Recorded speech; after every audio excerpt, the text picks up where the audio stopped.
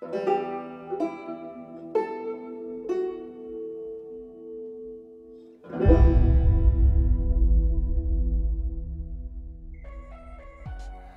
going on, everybody? My name is Justin Gaming. So E3 2017 is kicking off in only 3 days away, so what I figured I would do is create a list of my top 10 most anticipated games that I'd like to see at E3 2017. So I quickly want to say, of course, all these games on this list are featuring games that have already been announced previously and I want to see more footage of. I'm super excited for these games and won't feature any new games that are going to be announced. So for example, I'm extremely looking forward to seeing Sucker Punch's new game, but I didn't include it in the list because we haven't seen the game and we'll probably see it being announced at E3. So yeah, I'd say without further ado, let's get straight into the list. I'm going to start off with my number 10, and at number 10 I put Need for Speed Payback. Now, to me, Need for Speed isn't a series that I've played too much. I've played a few games. I played Need for Speed Most Wanted at friend's house back in the days, and I definitely had fun with those games. And they showed off the new trailer recently. I think it was this week they released the trailer for Need for Speed Payback, where they also announced the full title of the game. And the game really had this Fast and Furious sort of feel to it, where Fast and Furious is a franchise that I've seen all the movies to, that I'm a huge fan of. And yeah, just with this trailer that we saw of Need for Speed Payback, it really gave me that Fast and Furious feel. So yeah, I want to see more of that game at the EA press conference. So yeah, I'm super excited for that. Yeah, Need for Speed Payback at number 10. So the next game I put down was the Amy Hennig Visceral Star Wars game at number 9. And you guys might know me, but I'm actually not a fan of Star Wars at all. I've never seen any of the movies. Every year we get a new Star Wars movie and there's lots of hype. This year we also have Star Wars Battlefront 2. The Star Wars hype seems to be crazy this year, just like it wasn't back in 2015 when they had the Star Wars movie and also the original Star Wars Battlefront game. Yeah, and I remember I would just be like, okay, yeah, Star Wars, I don't really care too much about Star Wars. But the thing that has me interested about Star Wars, the game coming from Visceral, is of course Amy Hennig, who was the writer and the creative director on the first 3 Uncharted games. She is helping out with that game. She's going to be one of the main leads behind that game. So what we saw of it last year was a few seconds of footage. It wasn't really too much, but what we saw of it looked cool because we got to see this character walk out in the Star Wars setting in the third person view, I guess. And yeah, I think that if they can translate what Uncharted did well and they kind of bring that over to this new Star Wars game that Amy Hennig is helping create, I think that if they do what Uncharted does well with good gameplay, a great cast of characters, I think that I could end up enjoying this Visceral Star Wars game, even though I myself am not necessarily a Star Wars fan. So yeah, for that reason I put the Visceral Star Wars game at number 9. But I'm not expecting that we're going to see gameplay at the EA press conference, because I think they're going to be focusing on Star Wars Battlefront. But yeah, I think we'll probably still see a full reveal of that game with a full title and a trailer. So yeah, Visceral Star Wars game at number 9. So the next game at number 8, I put Days Gone. Now, some of you might know my opinion on Days Gone. I'm kind of mixed on it right now, because what we saw of it last year, it didn't look all that impressive, because although it did look cool, we got the teaser trailer and it looked like, Sony Bend, they are a good studio. They've made games in the past like Siphon Filter and Uncharted Golden Abyss. Me, myself, I've only played Uncharted Golden Abyss from them, and I thought it was a very solid game on the PS Vita. So I think they definitely have potential to do it, especially with Days Gone. If they're going to be adding a cool story into the mix with the gameplay and survival elements, it's going to be really fun to play. Yeah, I'm just hoping they can, add a good story, as I said, and hopefully make it more than just, a zombie game. But yeah, I've had many people telling me, this game's going to be different because they're not just zombies, they're freakers, they're alive, and but yeah, I guess Days Gone, what we saw of last year, it looked cool, but nothing mind-blowing. I'm just really hoping that this year when we see Days Gone, they reassure me of the problems I saw it last year, because last year they had many problems, first of all, the game looked super unfinished. The frame rate was kind of dropping a bit, and the sound effects were, I think they were absolutely terrible. The gun sound effects were really bad. And yeah, I guess what we saw of it last year was really scripted, and the guy had infinite ammo basically, and the freakers would die in one shot. So yeah, I just want to see a more a gameplay demo that's not as scripted as the one we saw last year. So at number 7, I put Detroit Become Human. You know, this is another PlayStation exclusive by Quantic Dream, and they're the creators of Heavy Rain and Beyond Two Souls. Now, I played Heavy Rain. I have yet to play Beyond Two Souls. I have it on my PS4, so I'm probably going to play it soon. But Heavy Rain I enjoyed quite a bit. You know, Quantic Dream always makes these games where you have to make choices that impact the story. And what we saw of Detroit last year looked really awesome, where we saw Connor, who was like the detective, or he like went up and, you know, he was trying to negotiate with the other android that was holding the girl hostage, and then like we saw how, you know, the choices could impact the outcome of what happened. So yeah, I'm just hoping we see more of that game, because Detroit I'm looking forward to a lot, because, you know, the android setting is something we've seen before many times, but like we've never really seen it in the perspective of the android, I guess you can say. I remember I heard David Cage saying how they thought it would be interesting if they made the story this time around focus more on the androids, rather the humans looking, you know, to the androids as being the bad guys, I guess. So yeah, for that reason I put Detroit Become Human at number 7. Now the next one I put down is an interesting one. I put down Uncharted The Lost Legacy. Now here's the thing, right? I actually don't want to see Uncharted The Lost Legacy at E3, mainly because the problem that I had with Uncharted 4 was that I thought that they showed off too much of the game before the game came out, which ultimately resulted in the impact for Uncharted 4 being less than I would have liked. And I don't want the same thing for Uncharted The Lost Legacy, because it's going to be like the last piece of Uncharted thing we're going to get for at least a while. So I mean, they're definitely going to show it at the Sony press conference, because Uncharted is obviously one of their biggest IPs, and they're not going to waste the opportunity to show Uncharted. So, you know, I think there's two things they could potentially show at the Sony press conference. One, I think they could either show like a story trailer that, you know, just shows us the story, because we really don't know too much about the story right now. Like, we know the main idea about the story, but we don't really like know the environments where they're going to go. Well, like, we know it's taking place in India, but yeah. Or they could show off like a big set piece or something like that, which I personally don't really want to see, because, you know, they showed, like, at E3 2015 for Uncharted 4, they literally showed off the biggest set piece of the game, and, you know, there weren't too many other set pieces in the game that could really match the same level of like epicness as the one they showed at E3 2015. So I'm just hoping that they don't show off too much of Uncharted The Lost Legacy, but I'm super looking forward to that game, so I put it at number 6.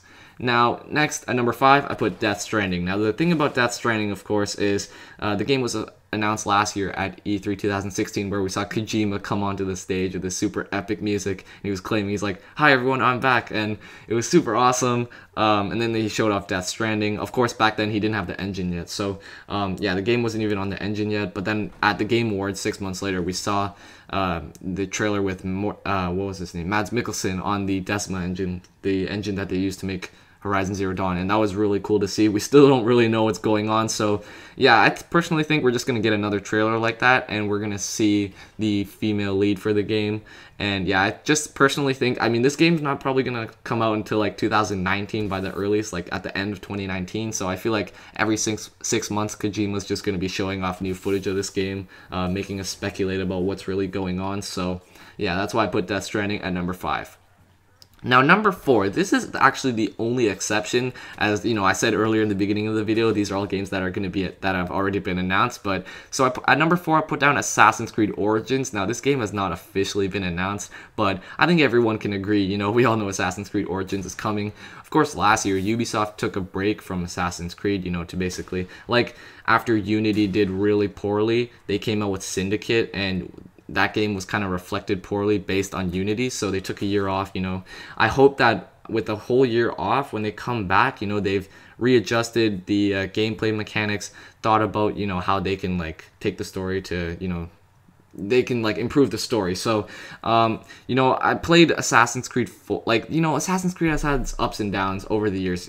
By being an annualized franchise, we've had its ups and downs. My highlights for Assassin's Creed are Assassin's Creed 2 and 4, because Assassin's Creed 2 was kind of like the start of the journey that made Assassin's Creed so popular like it is today. And you know, after that, we got Brotherhood, Revelations, and 3, and while those games were all still really good, they didn't have the same level of feeling that Assassin's Creed 2 for me, and, you know, my love for this series kind of went downhill a little bit. You know, I still enjoyed Assassin's Creed, but not nearly as much as I did back in the days when I played Assassin's Creed 2, and when Assassin's Creed 4 came out, I loved that game so much. I remember I got it in, like, August of 2000 and 2013 or 2014, I think. Yeah, I just had so much fun with that game, you know, because they took it to a completely new setting where it was in the Pirates of the Caribbean, you know, and the pirate ships and everything. It was just so much fun. I remember playing that game like for days straight. Yeah, I tried going for the platinum. In the end, I couldn't get it because of the online challenges, but yeah, whatever. Yeah, and the Assassin's Creed 4 Black Flag team is actually they're the ones making this one, the Assassin's Creed Origins game that's coming out this year. So yeah, I'm super excited for that. We've already seen some like leaked image. We saw the leaked image, of course, of the setting, and it looked really cool. It's taking place in Egypt, of course. Egypt, a setting that we've never seen in Assassin's Creed. So yeah, I'm really excited that they're taking it to a new setting, and I just hope that the new story and gameplay will be just as awesome. So for that reason, I put Assassin's Creed Origins at number 4. Now, next at number 3 is God of War for the PS4.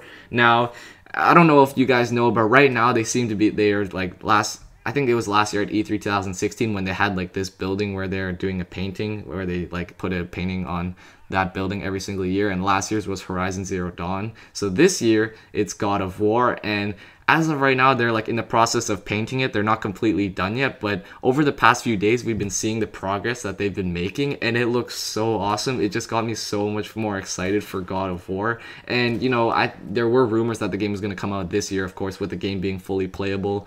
And then we saw on the voice actor for Kratos where he changed on his Twitter bio from 2017 to 2018. So it looks like that game's probably going to come out next year. I don't think it's going to be coming out this year, but I think it's probably going to come out at the beginning of next year, which I'm super excited for. I think 2018 is really going to be the year where we're going to see all these big PlayStation exclusives like God of War, Spider-Man, Days Gone, and Detroit Become Human. I think it's going to be really awesome. So yeah, God of War, it looks like God of War, they're taking it to a new setting with Norse mythology. It's looking really awesome. And then we obviously have the new character, Kratos' son, and they look to be putting a much bigger emphasis on story this time around, focusing on Kratos and his son. So yeah, God of War, I'm super looking forward to. I'm in the middle of playing God of War 3. I haven't finished it yet, but I'm definitely going to be finishing it sometime this summer. So yeah, I'm super excited for God of War. So at number 2, I put Spider-Man. Now, Spider-Man was announced last year at Sony's conference, and you know what they showed off last year was cool because we got like a 1-minute teaser trailer, but it was really to just announce the game, you know, show off like it really didn't show off too much, you know. It showed off the Spider-Man's costume, and then it showed off a few like gameplay glances, I guess you could say. But yeah, other than that, we really didn't see too much. We got like a small hint at who the villain could be, but other than that, we really don't know too much about the Spider-Man game, and we haven't seen anything about the game since. So yeah, I think this year at Sony's press conference, we're going to be seeing like a full gameplay demo of the game, you know, show off the gameplay mechanics, show off the open world, show off a bit of the story. So yeah, I'm super excited for Spider-Man. Right now, it's like one of my most anticipated PS4 exclusives. So yeah, that's why I put Spider-Man at number 2. And finally, for number 1, of course, I had to put down The Last of Us Part 2. Now, The Last of Us, back in 2013, when I played that game, of course, I came off from playing all the Uncharted games after I got my PS3. And The Last of Us was like the first game that I got to like experience from when it was being announced all the way to its release by Naughty Dog. And yeah, it was just really awesome, that entire journey. It was super fun, seeing all the new gameplay whenever they announced something or a new trailer. And when The Last of Us came out, I really enjoyed that game. You know, I remember when I first played it, I didn't love it as much as I do now. It's just that when I went back and replayed it, I had a lot more fun than the first time I played it, which is interesting. But yeah, when we saw The Last of Us Part 2 announced at PSX 2016, it was awesome. Like, I had my live reactions and I was literally going crazy. So yeah, Last of Us Part 2, I'm really interested to see where they're going to take the new story with Ellie being the protagonist, of course. Yeah, I personally don't think we're going to be seeing gameplay, because if this game is coming out in like 2019, and I think it's too early to see gameplay, but you know, if we see a new trailer introducing Shannon Woodward's character from Westworld, of course, if we see that, you know, with Ellie and Joel, of course, I think it's going to be really awesome. I think they could potentially close out this Sony E3 press conference with a trailer for The Last of Us. So yeah, I'm super excited for The Last of Us. It's of course my most anticipated game out of everything right now. So yeah, I'm super excited for The Last of Us. And yeah, so these were the top 10 games that I'm most looking forward to seeing at E3 2017. So yeah, make sure to let me know down below in the comments which games you want to see more of at E3 2017, which games you're most looking forward to, of course. And yeah, E3 is kicking off in 3 days. I'm super excited. The EA press conference is starting on Saturday, but I'll probably let you guys know more about that when the time comes. Make sure, by the way, make sure to follow me on Twitter. I'll leave a link to my Twitter down below in the description, so make sure to follow me on Twitter. So you can get updates on everything like that, all the live streams and everything. And if you haven't already, make sure to go follow me on Twitch. Twitch will also be down below in the description below, because I'm going to be live streaming it, of course, with the members from Gaming at its Core, so it's going to be super awesome. But yeah, I'll let you guys know everything soon. And with that, I'd like to thank you a lot for watching, and I'll see you in the next video.